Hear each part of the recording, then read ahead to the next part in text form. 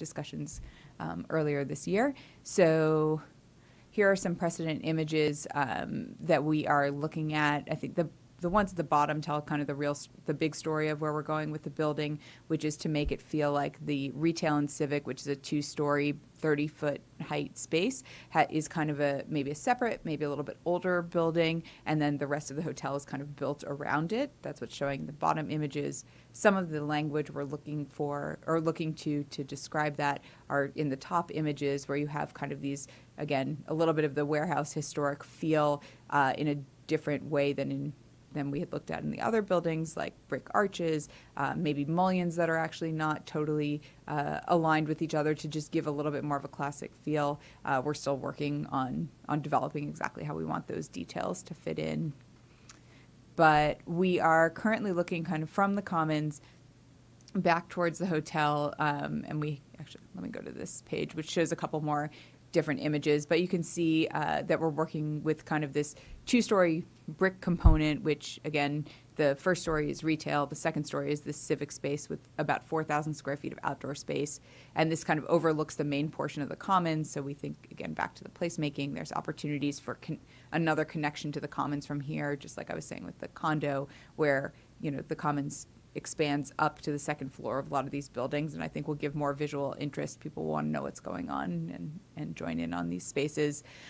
We have not announced the hotel flag yet. We are still in negotiations on that, but we are very excited for this building, and I think it's got a lot of components that we're still working to make sure all marry well together. Okay, now backwards to... Yeah, sorry about that. No, that's... Okay, perfect. So the last building is the smaller residential building, and which also has a civic component. Sorry, the last building is the smaller residential building, which also has a civic component as well. So these are some of the precedent images. A lot of the images you've seen on the other buildings so far have been kind of warehouse style, a little bit more traditional, some brick, elements of that sort. And so in this building, especially since it's going to likely cater towards a younger demographic, the thought was to do something more modern and interesting and hip, something that maybe hasn't really been done as much in Northern Virginia. And so you can see that upper right building and the upper left building are 2 precedent images, one from Oregon, one from Minnesota, where you have this kind of beautiful white, very simple and elegant building with black windows and some sort of a modern pattern. And then to think about how we use art and some art on the building selectively, like those images on the bottom, to really make it unique and interesting. The bottom right image is a gray panel. And so doing that as well as a contrast to the bright white was something we really liked. And so architecturally, we're now on the Commons looking at that building, and you're seeing this kind of white screen in front of the units with some of the balconies coming to it, some of the unit windows coming all the way to it, that really floats above the retail edge. And then behind it, those kind of, you can kind of see here, elements here and the tower element here are more of the darker gray or some other color. We've been debating actually what color that's going to be, but some other color panel so that the white really jumps out in contrast to that. This is the edge, so the corner coming in if you're coming south from the Virginia Tech property and crossing over to the Commons. We've created a modern interpretation of a tower element right at the corner where it goes higher than the screen that you're seeing in white going down the edge of the Commons. And then this, most importantly for this room, is the view from the schools themselves. And what you're seeing here is that kind of, we don't know what color this would look and feel like, but this modern building here. But we've created this kind of 1 to 2 story jewel box of a civic amenity building on the bottom level. This is where we've talked about the music school going or other types of tenants that might be of interest to school kids and families and parents. And so there's a design to that building. There was kind of a thought behind it, of it having a musical feel to it, having a piano feel to it. And so that's where we came up with that idea. And then once we saw it, we kind of fell in love with the concept. So now, lastly, we just have a few slides. So this is the overall site plan. There's been 2 changes that we've made from a plan perspective from where we were in the SEE submission. And so I'll walk you through both of them. One of them is up here at the D2 garage area. And so before, in our old plan, Street A went all the way through from Haycock to the Commons. And it created 2 issues with us, which we've been grappling with over the last number of months. It was so steep at almost a 10% grade that it was our concern was that it was not going to end up being handicap accessible or handicap friendly, or for people with disabilities. And so our initial thought was, well, we'll just make it more of an alley, and that way, it's really more for autos or trucks anyway. But in reality, if we create it as a street, people are going to use it, and then we're creating a potential nuisance or issue for both the city as well as us. So the grade started becoming an issue that we really wanted to figure out how to resolve. Secondly, because that street was so steep and there's 26 feet of grade from here to here, the Commons itself had a slope as well. So we had about a 7-foot grade change from the entrance down to here. So you were coming in and going down. And then the remaining 19 feet or so were being picked up on Street A. And so that also created a situation where we were creating retail that was going to have steps going down the sidewalks and these breaks in the slabs. And what we want here to be successful is the flattest retail street we can possibly get. So we can have outdoor cafe seating so that the size of the retailers can change over time without worrying about the slab stepping down or changes in height. And so after months of deliberating, we came up with an idea that we think can resolve this problem. And so what it is it retains a pedestrian connection going all the way through with some stairs and elevators from Haycock to Street A. But it makes the garage, it uses the garage to pick up the change in elevation. So you can come in just like before off Haycock and enter the lowest level of the garage, or you can come in off Street A and enter the third level of that same garage, circulate through. That garage also goes out on Mustang Alley. So it creates a lot of porosity for the majority of the auto parkers on the site, which are going to be in this overall block. And it allows us to pick up the grade and create a more handicap accessible friendly route. The other change, I won't dwell on this, but this is a section through it.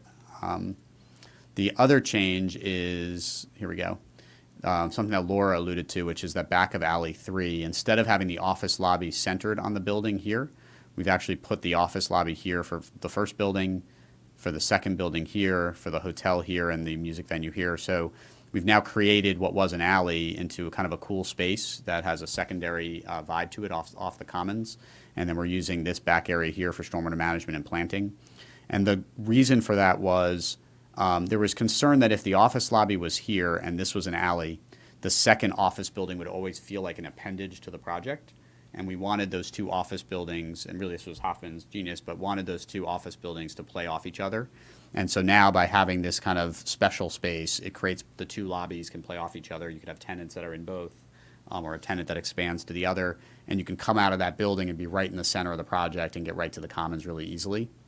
And then lastly, something that Laura had alluded to before, this is that via that she was talking about that kind of cuts through the condo building. It's now slanted and goes right to the grocery entrance, which is here. So if you're anywhere in the Commons, if you're working or living somewhere in the Commons, you can come out and get directly to that retail, and it connects it to the main street, which was really important to our retail partner. That grocer will also have an entrance down here at the corner, but it really connects it. And we've now actually moved a secondary apartment entrance here as well, because we think even though our apartment lobby is down here, that the tenants in the building are not going to come out and go right into the Commons as well. So that really starts making that Woodruff space there, that shared alley space, a really active space. That is the formal presentation, and we have 22 minutes for Q&A.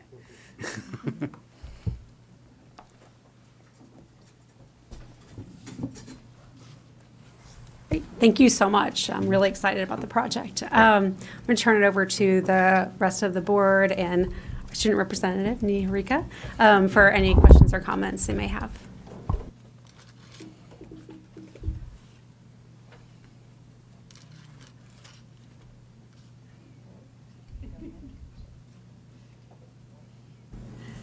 First of all, I would say I'm excited. This looks great. I think a couple, to me at least, sort of big picture things that I think you guys are thinking about, but are just kind of on the forefront for me is sort of the fact that this high school is going to last for 50 years. Mm-hmm. So to just ensure we're designing it in a way that's pretty timeless, mm-hmm. And it seems like a lot of what you guys are putting in there is that way, but, I think we're thinking this thing can't just be great for 10 years and then people get tired of it. We really need it to be last for a long time. So I think, sort of some of those real traditional architecture type elements, I think, are kind of maybe fit in with that. I also think just a lot of green space, which you guys seem to be doing, to me is always a way to just make it timeless. People always love green space. My other question, though, is just to make sure I understand kind of, so really the main traffic flow for people going to parking is going to be probably off Haycock and Mustang Alley, because most of it's in that parking garage that's in the upper right-hand corner. Is that correct? Yeah, so there'll be 2 parking garages. This drawing is really the pedestrian access. Let me go back to the plan. Sorry. There we go. So there'll be a garage under this building, which will act for the grocery. A garage under this building for condo. A garage here, which will be shared retail, extra office parking, senior housing. And then a garage under all of this that'll act for the office parking as well. So during the day, retail shoppers will all use this garage on this part of the block, and they'll access it either off Haycock, Mustang Alley, or Street A, or the Wunderf. So we'll have a lot of ways to get in and out. Evenings and weekends, the office parking here will become open, and so you'll be able to park on either side of the property, depending on where you're going for retail parking. But the majority, 80% of the parking, if not more, is within these garages. And so we really focused on the flow in and out of those garages, because this will not have as many cars. Well, and I think it's also important to note some of the scenarios that Evan was showing with the different opportunities to close down different portions of the commons. We've still made sure that there's multiple ways to access both garages, so that you will, there'll be the flexibility to allow both of those things to be happening at the same time. We don't want to have a great event, nobody can park. Right. So, Great, thank you.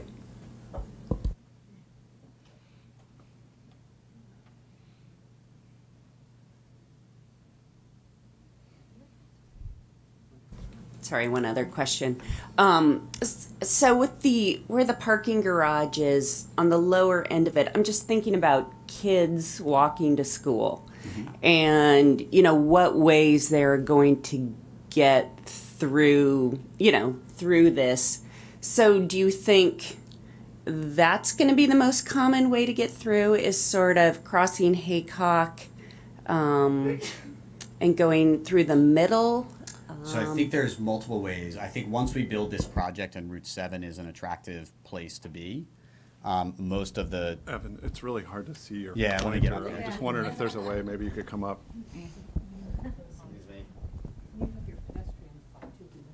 Thank you. That's perfect. Okay, so we think ultimately, we think kids will ultimately, because this will be attractive now, will actually come in the project and either go through the Wunderf or through the Commons to get to school. There's also a shared use path and bike lane that will come all the way in off Haycock, so that's another access point. This has now been changed. We're going to make that a full movement a real traffic light instead of just a hawk signal. So as well, if kids are coming across, they'll have the ability to cross here, or they'll have the ability to cross here as well. This is going to be a nice pedestrian crossing as well for people to walk through. My sense is that most of the kids are going to either go this way or this way, and that will be more secondary. I just think is what will end up happening over time. I'll stay. I'll change Great. slides. Other questions or comments from the board? Just more of a comment.